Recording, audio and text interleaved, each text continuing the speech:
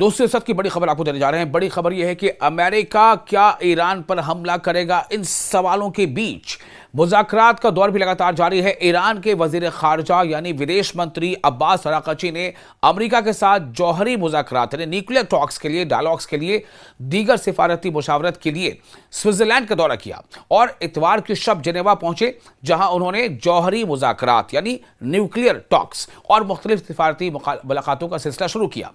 इनकी आमद पर जब ये यहां जेनेवा पहुंचे, मशरिक़ वस्ता यानी मिडिल ईस्ट और शुमाली अफ्रीका के लिए स्विस खुसूसी एलची वोल्फगैंग अमेडेस ब्रिलहार्ट ने इनका इस्तकबाल किया। अब आप देखिए, सबसे बड़ी बात इसके पीछे क्या है कि एक तरफ तो अमेरिका लगातार ये कोशिश कर रहा है कि बातचीत होती रहे। क्यों?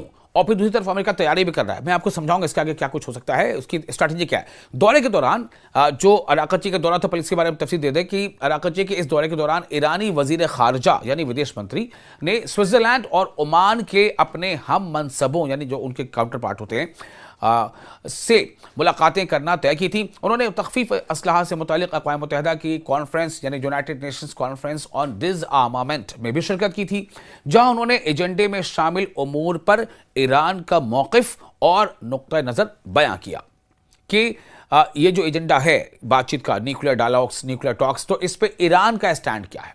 आपको मैंने पहले बता चुका हूं कि ईरान ने पहले इस बात को वाज़ेह किया है कि ईरान न्यूक्लियर के मामले पर बातचीत के लिए तैयार है, लेकिन अगर अमेरिका या इजराइल के दबाव में अमेरिका यह चाहता है कि ईरान अपने मिसाइल के तरक्याती काम को रोक दे, तो वो किसी सूरत में नहीं होगा।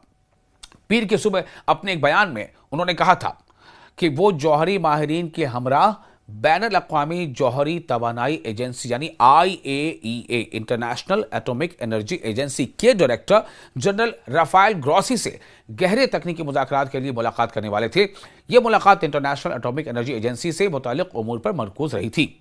ईरानी वज़ीर ख़ारजा ने यह बता दिया था कि वो अमरीकी सिफारतकारी से कबल अपने ओमानी हम मनसब यानी ओमान के जो हम मनसब है, यानी ओमान के जो वज़ीर ख़ारजा है या विदेश मंत्री उनको कहते हैं हम मनसब, एक ही मनसब पर फायज, तो ओमान के हम मनसब बदर बिन हमाद अल बुसैदी से भी मुलाकात करने वाले थे, ताकि आइंदा बातचीत के हवाले से मुशावरत की जा सके।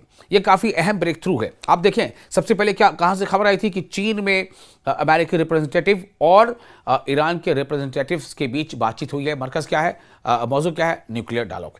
उसके बाद क्या खबर आई? मस्कत में अमेरिका के नुमाइंदों और ईरान के नुमाइंदों के बीच बातचीत हुई है। टॉपिक क्या है? ईरान और US के बीच मौजूदा कॉन्फ्लिक्ट और न्यूक्लियर पर बातचीत, यह तमाम डायलॉग्स। अब ये खबर जो है आपको मैंने बताया स्विट्जरलैंड से, तो उन्होंने इस बात पर जोर दिया था कि वो एक मुनसिफाना यानी कि जस्टिस पर बेस्ड, जो जिसका बेसिस जस्टिस हो, जो इंसाफ पर मबनी हो और मुतवाज़न बैलेंस्ड मुआहदे के लिए हकीकी तजावीज़ के साथ जेनेवा में मौजूद थे। जेनेवा पहुंचे थे ईरान के वजीर खारजा, ईरान के फॉरेन मिनिस्टर, विदेश मंत्री। तो उन्होंने बताया कि वो जेनेवा में थे और धमकियों के सामने झुकना मुज़ाकरात का हिस्सा नहीं था। ईरान और यूनाइटेड स्टेट्स ऑफ अमेरिका के दरमियान बिलवास्ता जौहरी मुज़ाकरात का हालिया दौर 6 फरवरी को मस्कत में मुनक़िद हुआ था, जहां ओमान ने सालिसी का किरदार अदा किया था, यानी मीडिएटर का। इन मुज़ाकरात में, इन बातचीत में, इन डायलॉग में तेहरान और वाशिंगटन की नुमाइंदगी बिलतरतीब अब्बास अराक़ची और अमरीकी खुसूसी एलची स्टीव विटकॉफ ने की थी। ये इसका बैकग्राउंड है।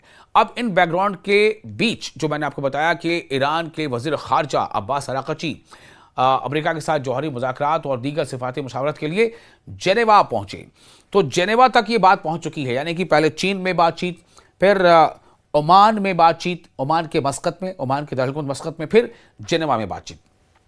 सवाल सबसे बड़ा ये है कि क्या ये बातचीत ही उस कॉन्फ्लिक्ट का हल है? जवाब तो सभी की ज़ुबान पर हाँ है।